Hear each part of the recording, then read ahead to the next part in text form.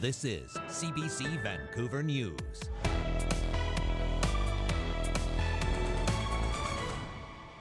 It's hard to go from a period of such drought to a period of intense rain. Saying goodbye to BC's dry spell. Why experts say a parade of storms and snow may not be a good thing. Oftentimes we've observed that the black-owned businesses operate in isolation. Breaking down barriers, Surrey's business community aims to level the playing field for black entrepreneurs. And We trust Bruce Boudreau. He says it's going to be all right, and I completely trust him. We are super excited. winless but not hopeless. Canuck fans welcome back the boys in blue despite a home ice loss. Good evening, I'm Lien Yeung. Thanks for joining us. BC's long dry spell is finally coming to an end. After more than 100 days without rain, much of the province will see significant rain and snow starting now well into next week. But as Janella Hamilton reports, it could still be a while before water levels return to normal. You are my sunshine, my only sunshine. You make me happy when skies are gray. Here at Richmond Country Farms, the flowers are in full bloom, the corn stalks are towering high, and the pumpkins are ready to be picked. A sight that brings a smile to Lucas Hogler's face after last year's atmospheric river events caused pumpkins to rot, followed by a cool, wet spring. Last year we had floating pumpkins, so we're really grateful for the weather this October. Hogler says they were fortunate. The months-long drought did not slow down crop growth because of their clay soil, but it did wreak havoc on agriculture in other areas of the province. We didn't get it as bad as some of the farmers in the valley that have sandier, coarser soils that are a little hold water less. In Abbotsford, farms like this are in need of BC's rainy forecast. Having the sustained heat and dry has been challenging to work in. Certainly some of our colleagues, especially along the Sunshine Coast, where they've had serious water restrictions, have had faced enormous challenges.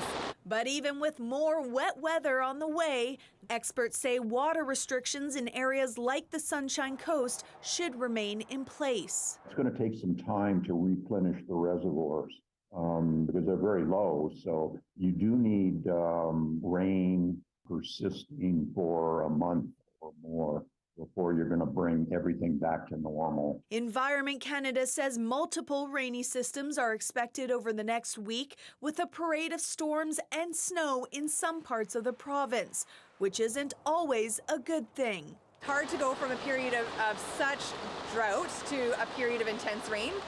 The soil is hydrophobic at this point. That soil is loose, it's powdery, and it doesn't have the organic matter in it to hold the soil together. In Sumas Prairie, it is a trigger for many farmers, and especially children who have been traumatized by the floods of November. For now, an umbrella and a pair of gumboots should do the trick. Janella Hamilton, CBC News, Richmond. Protesters marching in solidarity with anti-government protests in Iran were back on downtown Vancouver this afternoon. Organizers say a fire at Iran's notorious Evin prison for political detainees was deliberate. The Iranian people had uprised many times, but after a few months, the Iranian regime have suppressed and cracked down the protesters. So it's important out of Iran to keep the movement alive, and because people are still coming out, people are still on the street. So it's important to be the voice of people who are coming. So we decide to be out there every Saturday. The crowd chanted Masa Amini, the name of the young woman whose death in police custody sparked weeks-long protests. She was arrested for allegedly violating headscarf wearing rules. Thousands in cities around the world also demonstrated in solidarity with Iranian protesters. Berlin saw a massive turnout with some 80,000 people gathered in city center.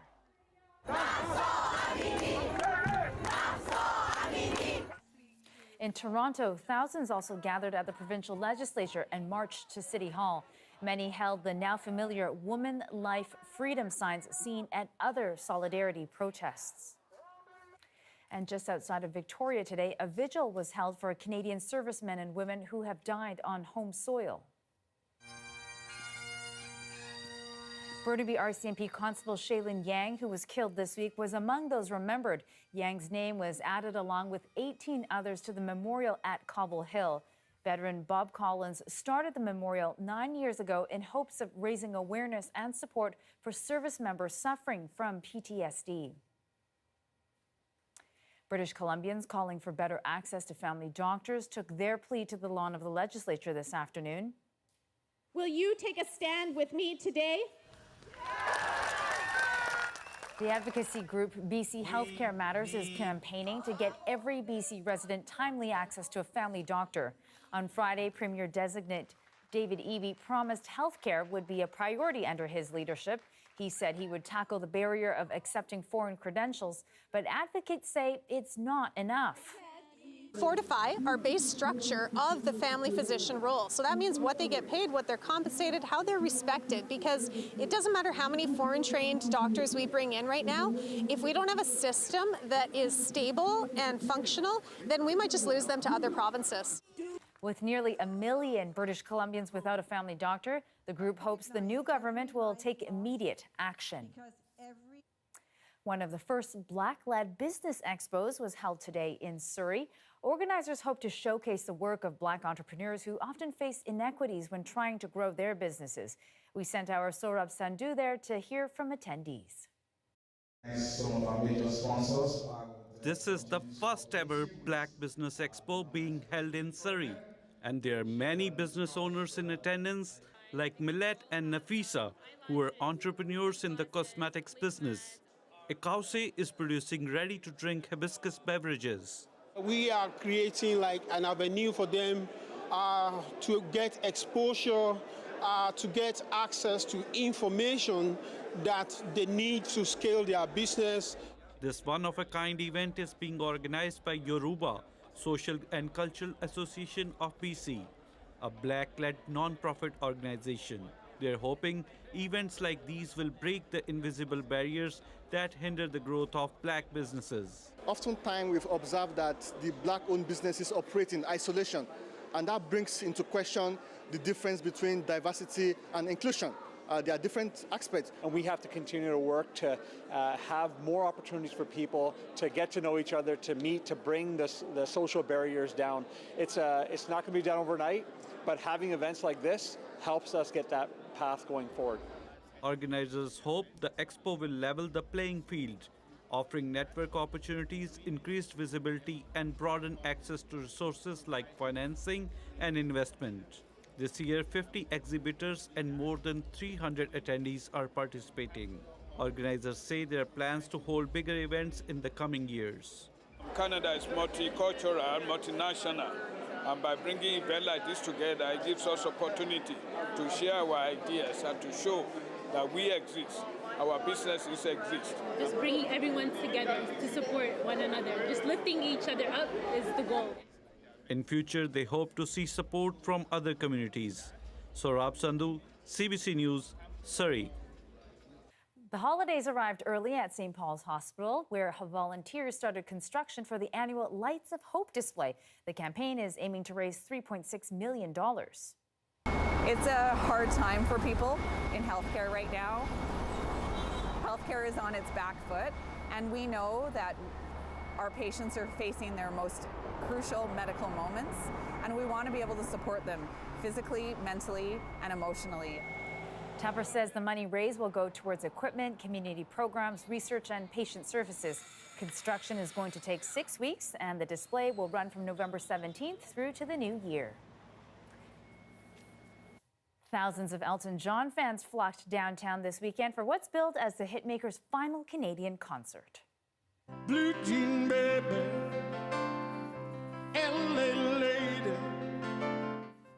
The 75-year-old played at BC Place for 2 nights as part of his farewell Yellow Brick Road tour. The concert drew fans from all over BC and across generations, and fans were not shy about their love for Sir Elton, dressed to the nines for the occasion. He's just an icon. He's an icon. It's my wife's probably her favorite artist, and once in a lifetime opportunity. I like that he's like very authentically himself, and like that's why I'm dressed kind of crazy. I like that I can dress kind of interesting. And we grew up with Dad listening to a ton of music, and Elton John was right on that list. So it's just a part of our upbringing, and I mean, he's an amazing artist and just memories. The British pop legend will hold his final North American show in LA next month. Footage from that performance will be used in a documentary about his career. The Vancouver Canucks played their first home game of the season tonight. Despite the worst start so far in franchise history, diehard fans held on to hope for a home ice win. We trust Bruce Boudreau. He says it's going to be all right, and I completely trust him. We are super excited, and we'll win tonight. Let's remain optimistic. You know, we've got some really good talent out there. You know, maybe we'll strengthen up the blue line a bit. But, you know, these are some quality guys. We're just getting it figured out, you know. They're gonna win. First home game victory. They gotta win. They gotta do it tonight. If they don't win, they're in big trouble. Unfortunately, the Canucks fell to the Buffalo Sabres 5-1. Netter for Gergensons. Here's Dahlin making moves, sending one in front, and Demko's no. Olsen scored. They are now 0-6 and the only winless team left in the NHL. But during the game today, the team did held a moment of silence for fallen Burnaby RCMP Constable Lien Yeung and said British Columbia lost a true hero. They are back on home ice on Monday when they take on the Carolina Hurricanes.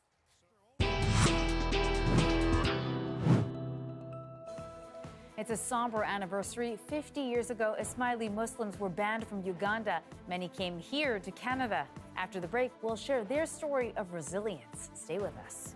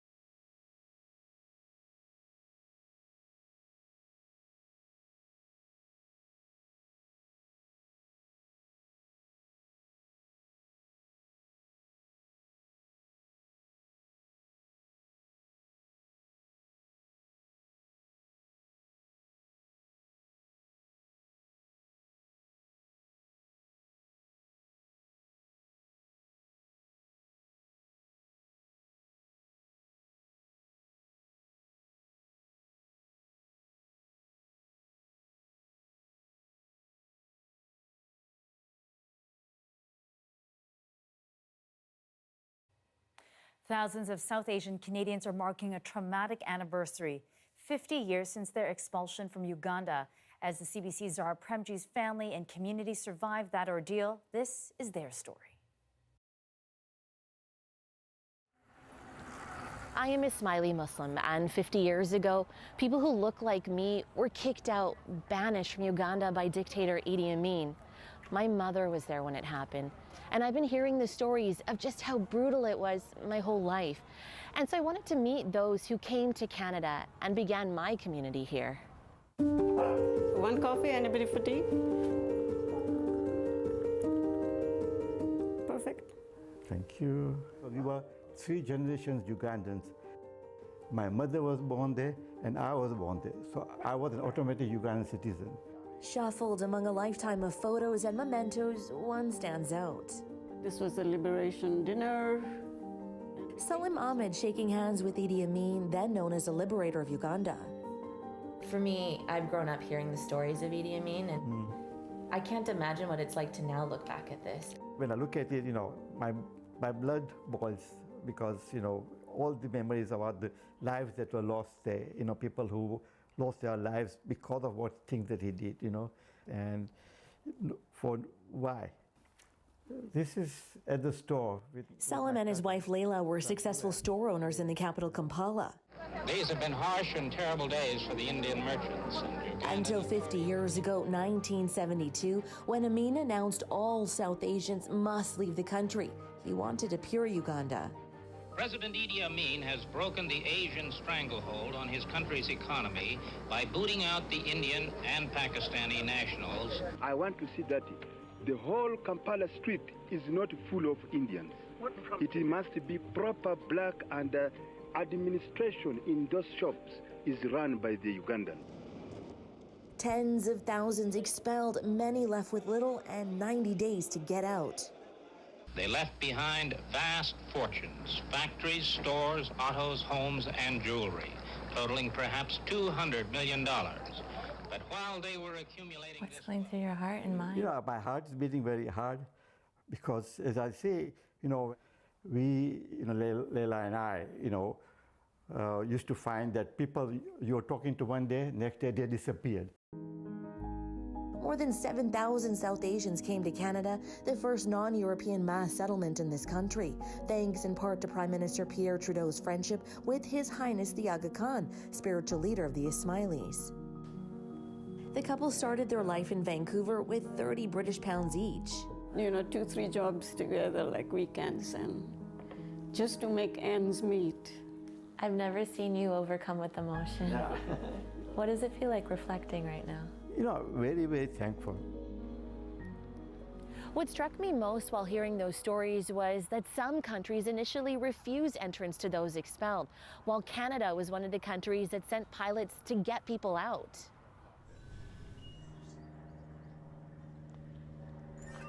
Hi, Zara. Tom Mole's father, Captain Gordon Mole, was one of the pilots who volunteered to fly planes full of refugees out of Entebbe. It's exactly what he would have gone to Uganda with 4-engine.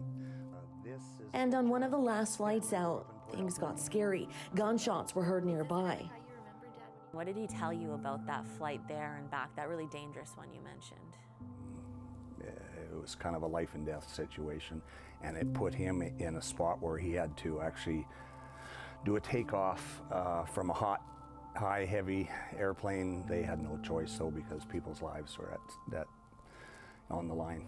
He said they got to the end of the runway, still about 20 knots slower than they should have been for flying speed, but no choice, and he did, put all his years of experience to play, and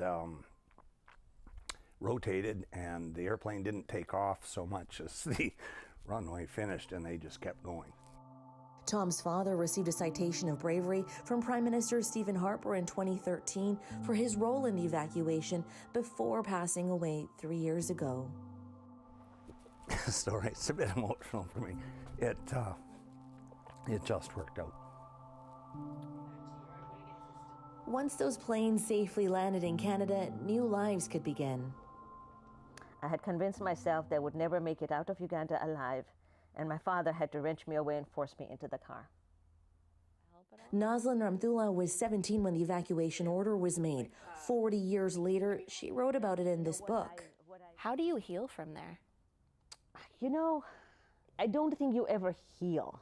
I think like anything else, you learn to cope with it, and some memories will fade and others will stay. It was therapeutic, catharsis, cathartic, I don't know what you might say, but I've written about it and it's over. Like, let me put that away. There's me.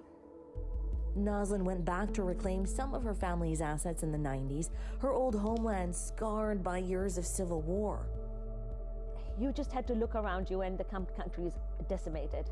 And you look at it and you think, is this what one madman, Idi Amin, did? The country had sunk, I think, what they say, 60 years behind times. That chapter now closed. She reflects on her life in Canada.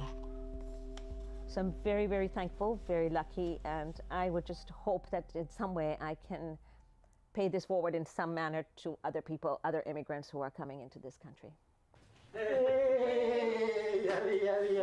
Thank you for coming. Salim, Layla, and their friends prospered here, built their community, but they remember the struggle. At the beginning, it was quite difficult. Buy a car, and then the next step is to buy a house. How does that feel knowing we're opening our doors? The current refugees have a much tougher time than what we went through. We didn't go through a war to get here, you know. And there are more and more refugees anyways, because how are we going to do accommodate? Every day in our morning and evening prayers, we say special prayers for all the refugees and migrant workers, because you know, when you see that, it is very, very painful. We are very fortunate that we got the opportunity. Like, what can be done? Right? Listening to these stories gave me a new appreciation of turning tragedy into opportunity and doing it all with grace. That builds community. Zara Prenji, CBC News, Vancouver.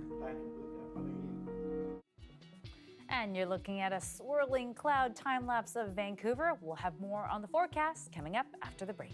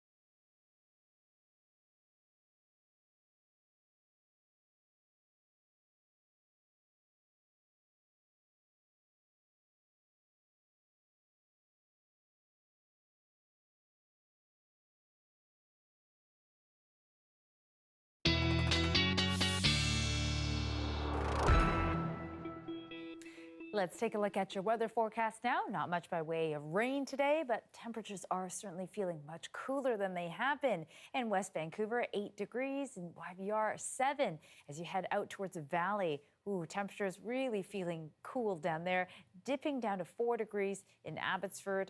Let's take a look how things will look across the province tomorrow. If you're along the coast, you're going to see some of that precipitation. Prince Rupert, 10 degrees, and it will be a rainy one. In Port Hardy, 9 degrees and rain. However, if you're in Victoria, looking at a dry day, some sunshine, and across much of the interior, sunshine, 9 degrees for Kelowna, 6 for Cranbrook. And here's your 5-day forecast for Metro Vancouver. Tomorrow, Sunday, looking at a sunny day. 12 degrees will be our high, and then that rainfall will be coming. Monday, Tuesday, Wednesday, looking at some rain, and then showers, more rainfall to wrap up towards the end of your week. A New Westminster couple's arcade bar has gained an extra life after what they describe as a years-long fight against outdated rules that have made it harder to do business. As our Liam Britton reports, they say they finally have a win and now secure the right to sell canned alcoholic drinks. You move with one and you shoot with the other, so you're moving. No way. Beating a 1980s arcade game like Contra or Gauntlet can be time-consuming, expensive, and frustrating. Well, that's something Marianne and Brad Ayres know a thing or two about. They own Capital City Arcade, a retro arcade. They've been making a business out of their massive personal collection of decades-old arcade machines. It definitely is the nostalgia. Everybody comes in excited, everybody leaves excited. There's no downside to coming into work. So while Brad and Marianne are passionate about arcades, they say turning it into a business has not been easy. It's like someone running through a maze. It took them 3 years to get a permanent business license. They were only temporary until then. It was almost another 3 years to get a liquor license from the city and the province. They got that just last month. It was something that we needed to expand our business. We rent out the arcade for events, and people wanted to have the opportunity to have alcohol at these events, and we just weren't able to. They feel it didn't need to be that hard. It feels kind of ridiculous. We have friends that have arcades in like Alberta, and it cost them, it took them 2 weeks and $200, and we're 3 years and $15,000 into this. The city says it's always supported the Ayres business. It aims to process applications within a year, but the pandemic slowed things down and it took 13 months. The province says it had concerns about unaccompanied minors in a licensed venue that needed to be addressed over its 2-year process. Marianne suspects old ideas about arcades earned them unneeded scrutiny. Official concerns about the impacts of arcades and video games in general go back decades. That's why lawyer and Professor John Festinger, an expert on video game law, is not surprised the Ayres proposal for an arcade with alcohol got such a long look. He says their idea is growing in popularity in BC and beyond, but is still somewhat novel. I think what you're seeing is an acceptance that of all the problems we have, video games is not really what's causing the problems in our society or the dangers in our society. The Ayres are just glad they've got what they wanted. It's a big relief. It's been so stressful, and now we can just concentrate on the business itself. It's game over for their licensing fight, and they won't be seeking a continue. Liam Britton, CBC News, New Westminster. Oh, that's cool. Didn't know about that arcade in New Westminster. All right, that's it for us this Saturday. Thank you for watching. For news at any hour, you can always go to our website, cbc.ca/BC. I'll be back here in the chair tomorrow. Have a good night.